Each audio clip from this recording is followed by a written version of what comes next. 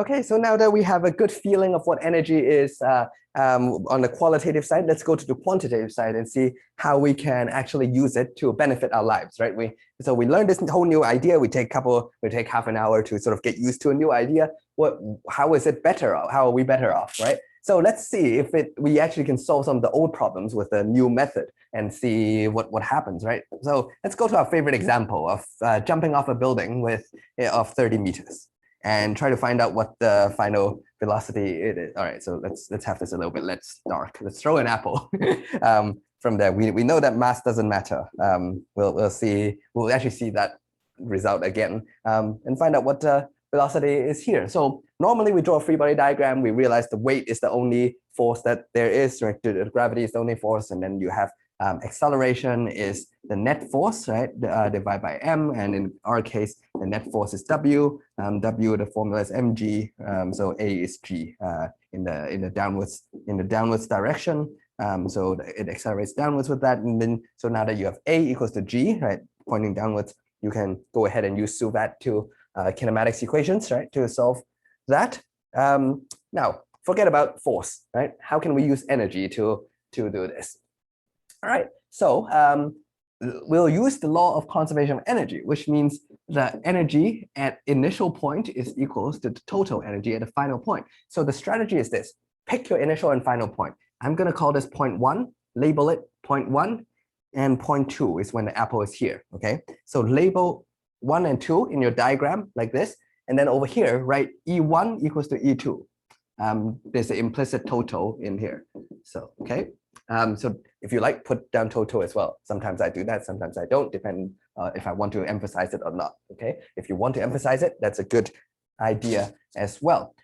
So yeah, so what's the energy over here? Well, normally there's kinetic energy plus gravitational potential energy at point 1 must equals to the kinetic energy at point 2 and the gravitational potential energy at point 2, like this. Now, we get lazier and lazier with writing this. This is all good to make it clear, but sometimes we abbreviate kinetic energy with just K. Kinetic energy, we can abbreviate that with just K. And gravitational potential energy, we abbreviate that with U. Don't ask me why U, but it is. So this is sometimes how you'll see books write it, because what is physicists' goal? Physicists' goal is to invent symbols to confuse everyone else in the planet. Well, that looks easy to read and easy to understand, but we want to write that so we can confuse people, right? Really, the real reason is we're lazy and we don't want to write that. And in an exam, feel free to write that if that helps you. I have no problem with that. But I think after doing that for 20 times, you will agree with most of the physicists that let's invent a simpler symbol. And U is a common one for gravitational potential energy, or GPE, right? All right. Yeah. So now we can go in and plug in the equation. So we know we have a formula for K, and we have a formula for U is mgh. So one way to go about it, there's two ways to go about it, and I'll show you both. It depends on your mood which one you like to use. Is similar. Over here, you can go half mv squared plus mgh equals to half mv squared plus mgh. But now you see I have a lot of repeated variables, right? So we need to remember a big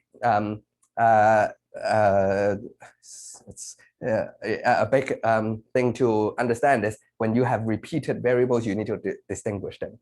So I see a lot of m's. What does M stand for? Well, that's the mass of the object of interest. What's my object of interest? The apple. And what does it change from here to here? Is this M the same as this M? Is this M the same as this M? Yes, all the M's are the mass of the apple, so I don't need to distinguish them. How about velocity? So velocity at point 1 and velocity at point 2 are different, so we need to distinguish. So in principle, put 1s everywhere, put 2s everywhere, okay? And then you convince yourself that M does not require a subscript because the mass is all the same. And V requires a subscript because the velocity is different. We're going to release it at rest over here.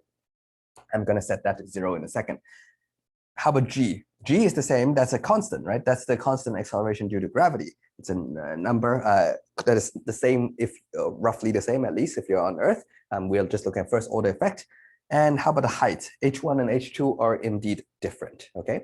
All right, so now you're gonna set the height here, set that to 0. By the way, should I set the height here as 0 or here as 0?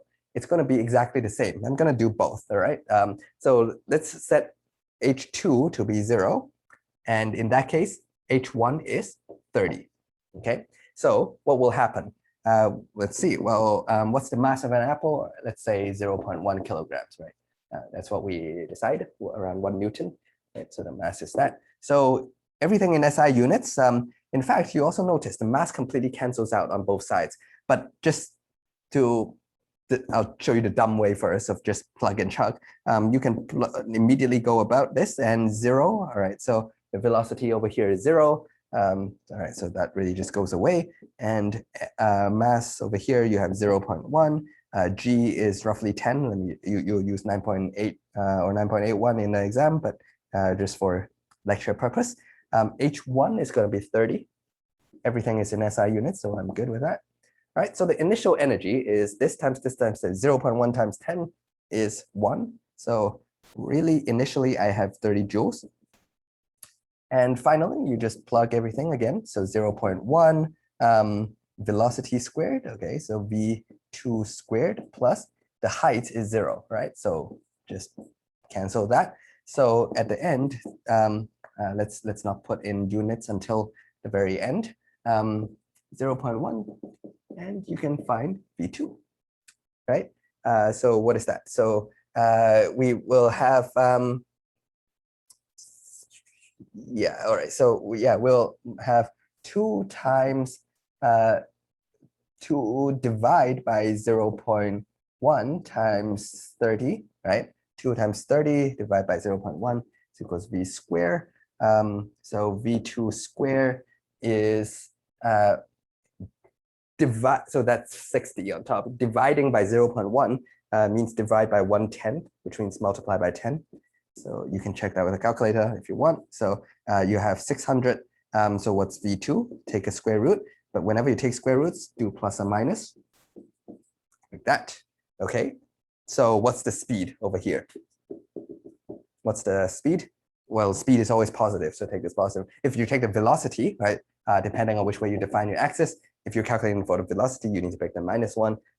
Yeah, because it's pointing downwards. But if you pick your, again, either plus or minus is okay in this case, but you have to reject one. You can't just leave your answer plus or minus. But it also depends on your axis. So make sure you label your axis before you answer that. But usually for energy problems, we usually just ask for the speed because what appears in here is the speed. So you can just say the positive version of that. Right? The speed is that, the velocity is that magnitude with the direction is down if you want. Okay. 600, sorry. Okay, right. So there you go. So that's one way of going about it. You immediately have an answer. A slightly different way is if I move this over here, it's the same way, but I like it slightly better. There's more intuition to that. Is if I move this over here, so I have, yeah, in fact, let me move K1 to this side, right? So on one side, I will have K2 minus K1. On the other side, so if I minus this, I will have U1 minus U2, right? U1 minus U2 and K2 minus K1. So what's that? That's final minus initial. So that's the change in kinetic energy is equals to, this is initial and this is final, right? So it's negative of the change in potential energy. So if I write that in human language, right? Change in KE is minus change in GPE. So you can remember this as a conservation of energy law if you want. Either way, either of this is fine, right? So what that means is if any gain in kinetic energy, any positive change, right? Any gain in kinetic energy will be negative of any gain in, so that means any loss in potential energy, okay? So you can see that if one gains, the other lose, right? So that you will have, yeah, so let's say if you're curious, right, what is the change in potential energy? Then it's negative KE, right? So is this positive or negative? when you go from point 1 to point 2. Is the change in KE, kinetic energy, positive? Yes, it's increasing in speed, right? So the change is positive. So any positive change in KE would result in a negative number when you calculate a change in gravitational potential energy, and that makes sense, okay? How do I use this method? Is this, right? So you can just, this is one way you can put this in a box, just match up the initial and final like this. Another way is to utilize this, line over here, is to utilize this from the starting point. Okay, and how do I do change in U? Well, that's going to be minus mg change in h. How do I get that? Well, change in U is change in mgh, right? Because U equals to mgh. This is something you want to remember and put in a box as well. Now, m and g does not change between point 1 and point 2, right? The change refers to initial and final. The mass does not change. You can pull that out, and g does not change. You can pull that out, but the height changes. So you put change in h. So that's how I got delta U is mg delta h. Now, if you're a bit shaky and go like, are you sure this is okay to do this? Well, let's be a little bit more formal, right? Change its final minus initial. So that's mgh minus mgh, but let's put the subscripts. And then we realize the mass doesn't change, right? So that's the same mass, g doesn't change, it's the same g. Okay, now I can factor out mg h2 minus h1. That's just delta h, like this, right? So final minus initial. So you see, after you've done this 3 steps few times, you see a shortcut, which is just, all right, if these are constant, you can just pull that out and you will immediately get this. Okay, so it's a shortcut. Once you learn it, it's pretty easy. On the other side, you can do the same trick, right? So again, so you have change in k, right? So k is equals to half mv squared. Half doesn't change, it's a constant. M doesn't change, you can pull that out. So you need change in v squared, okay? Remember to put the brackets, okay? It's not the change in v squared, that's different. That's vf minus vi squared. But what we have is change of v squared. So what's change of v squared? If the bracket is here, it means vf squared minus vi squared. And you know, if you expand this bracket, it's different from this. You have an extra term. You have v squared plus vi squared, vf squared plus vi squared minus 2 vi vf.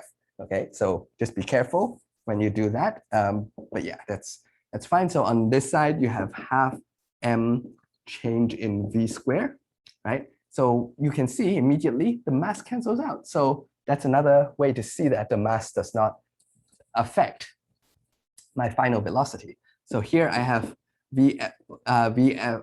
So what's the change in velocity squared, right? So it's vf squared minus v initial squared is equals to, I can multiply the 2 to the other side. So minus 2g delta h, right? So the initial is 0.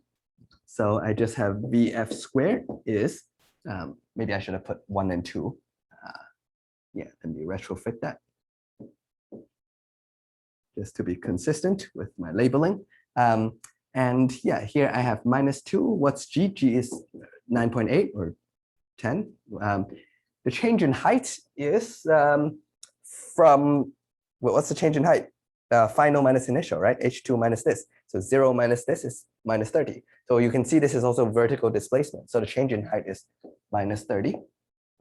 So 2 times 10 times, so this is 300 times 2 minus minus, so 600. So this is another way to go about it. So plus or minus 600. Okay, and you can plug that in a calculator, plug in your units, and call it a day. Right? You get the same thing. This is just calculating the total initial matching up with the total final, or view it as any gain in kinetic energy is any loss, in potential energy, vice versa. So both ways is fine. And you can get the final speed, which is square root of 600. Now, is this correct? Well, let's check that with Subat, right? Let's check that with kinematics equations. If we write out the Subat variables, we can do a quick check. Which axis do we want to point? Because displacement, I need to decide whether this is positive or negative displacement. Let me pick this as positive. So my displacement is negative 30. My initial velocity is 0. My final velocity is my aim. Acceleration is minus g. Because it's accelerating in the minus direction. Time is something I don't care at the moment. I just want to find v. So we need to find a formula that has no time. And I think it's v squared equals to u squared plus 2as, right? So let's apply that, right? The final velocity. So this is 0, right? And so you have 2, a is minus 10, s is minus 30. And you have exactly the same result. Okay.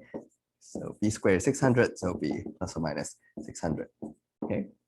Which one's easier, which one's harder? At the moment, with my example number 1, I'm not really too different, all right? It looks like that's shorter for some, the way I write it. Here you need to write out the Suvat's first in terms of steps, looks like similar, all right? But now let's look at the second example, which you really will find that is great use. So at the moment, I've just convinced you that the force approach and the energy approach give you the same answer. Let's look at cases where it's actually beneficial to that. So just to also add to this is, what if, I forgot to comment on this, is what if the H2, if you decide to call this H equals 0 over here. And in that case, well, again, which depends on which way your axis is pointing, let's say it's pointing up, then this height over here is minus 30, right? So I can redo this with the red definitions of height, and it will still work.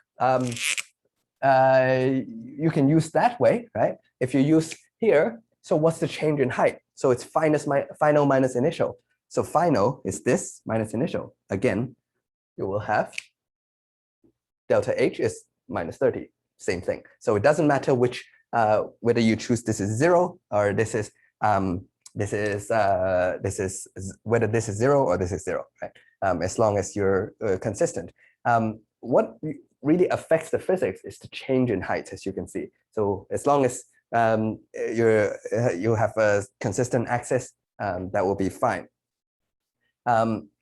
Now you might have a little worry that, okay, initially, if I have used the red definition, what is the initial kinetic energy? Well, it's still 0. So let's do initial and final, right? Initially, because v is 0, so you if I use the red definition, it's still 0. And the final potential energy, initial potential energy is also 0 because I choose this as 0 over here. Isn't that worrying? It's saying I have no gravitational potential energy. But what happens is over here, you see, I will have mg minus 30 as my height, and the final will be half mv squared or v2 squared, right? Just to say. So what happens if you use the first method of doing this and equating it to the total energy, mgh2, right? We all agree v1 is 0. Okay, that's good. And we all agree this is the aim we're going to find. As you can see, the m's also cancel out. So the mass is another way to see that the mass does not change the physics of it. So we all agree we want to find this. Now we just don't agree whether you use black or where do you set as 0, right? So you have options. You can either set in black pen, you can either set h1 as 30 and h2 as 0. And use that to calculate V2, or you can use a red pen and set H1 as 0 and H2 as minus 30. And you see it's the same thing. That will cancel that part, that will cancel that part. You see you will get exactly, this just goes on to this side. That just gives you the exact same answer of V2. Either you use the black convention or you use the red convention. So it doesn't matter. It looks a little bit mysterious, and this tells you something actually. It tells you the absolute potential energy does not matter. It's only the change. So differentiate this to the change in potential energy matters. Okay, so this doesn't matter, this matters. Okay, how do I arrive at that conclusion? Is you look at this. If I rearrange this to the other side, which is what I've done there, but just to show you one more time, right? If I rearrange to this side, I have half mv squared minus half mv1 squared. And if I move that to this side, I have minus mgh2 minus mgh1, right? So this is minus the change, right, in U, and this is the change in K, right? So it's really the any change in kinetic energy affects, any change in potential energy affects that. Whatever the absolute value of that, by absolute I don't mean absolute value. I mean absolute potential energy in terms of the absolute energy value of it doesn't really matter as long as the change is the same. So the change in the change in U is really the change in heights, right? Whether you set this as 0 and this is minus 0, or this as 0 and this is 30. Did I say minus 0? I said 0 and minus 30, or 0 and then positive 30 like this. The change is both minus 30, right? Final minus initial, final minus initial. Here, the change in is minus 30. Here, the change is minus 30. And you'll get the same answer. So physics only cares about the change in potential energy, not the absolute potential energy. So what this translates to is you have complete freedom of what you set as 0, and you can choose it where you want to set as 0, up to you as your convenience. So we'll look at a couple of projectile motions as well, and you'll see how that would be different and how that would affect things.